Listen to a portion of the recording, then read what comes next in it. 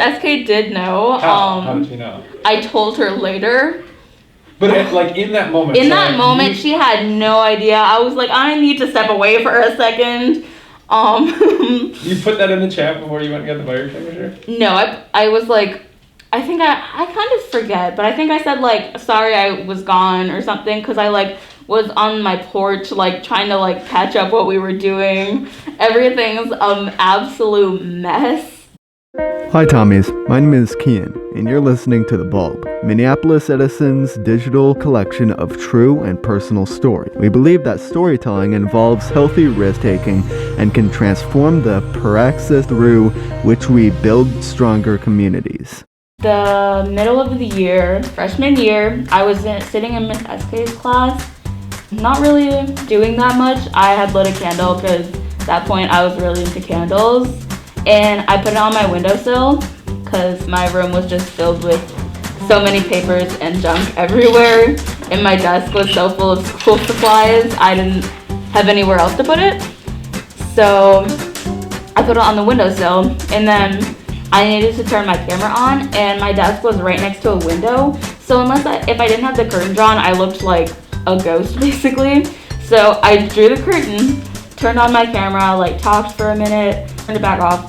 Then I noticed like a little hole in my curtain, and then it was kind of like moving. It was kind of getting bigger, and like my brain like the wires kind of connected. Oh, that's fire, and so I ran to my. You're seeing this out of the corner of your eye, the hole like slowly getting bigger. I like turn. I'm like, okay, there's a hole. That's not that. There's a hole, but then it's getting bigger, and I'm like, that's not right. So then it kind of clicked, that's fire.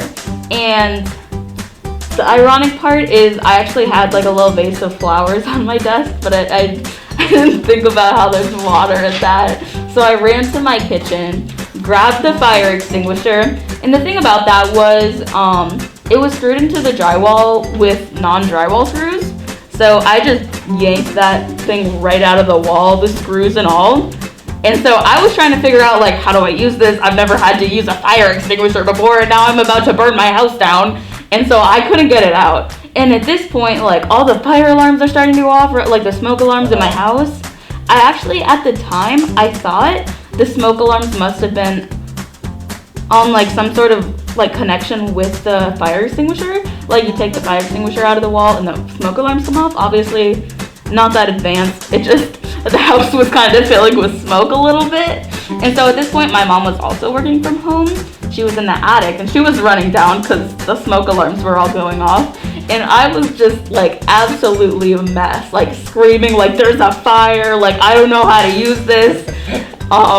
So like she opens the door to my room, so much smoke. I see the fire, and it was so much bigger than before. It was like crackling and like so big. And like my mom puts the fire out with the fire extinguisher, and then I go back in a couple minutes later. My room is like covered head to toe in yellow powder, which I never knew, but like fire extinguishers have like yellow powder in them. At least some of them. Some of them have like kind of foam. And then I remember my mom calling my dad. She was trying to be so nonchalant, but she was like, hey, can you pick up a new fire extinguisher on your way home today? And my dad was like, sure, why? Just like, oh, no reason, just a little fire. And does Miss SK or your classmates have any idea? Miss SK did know. I told her later. But in that moment. In that moment, she had no idea. I think I kind of forget, but I think I said like, sorry I was gone or something, because I like was on my porch like trying to like catch up what we were doing. Everything's absolute mess. So this is after like the fire is out. The fire is now out. Downstairs. And yeah, and then I spent the rest of the day, my parents and we spent the rest of the day clearing out my entire room, which it's not that big of a room, but it does have a lot of stuff packed into it. So we just spent the whole day like cleaning it out outside, and it's a long story. It's a pretty funny. looking back, but at the time I was like, okay, we're all gonna die. But thankfully, the only thing that was destroyed was the curtain.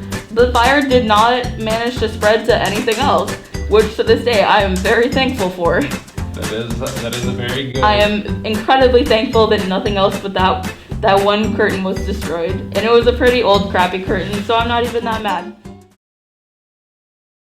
Has been a product of ETSN, Edison Tommy Student Network. It's your story. We'll help you tell it.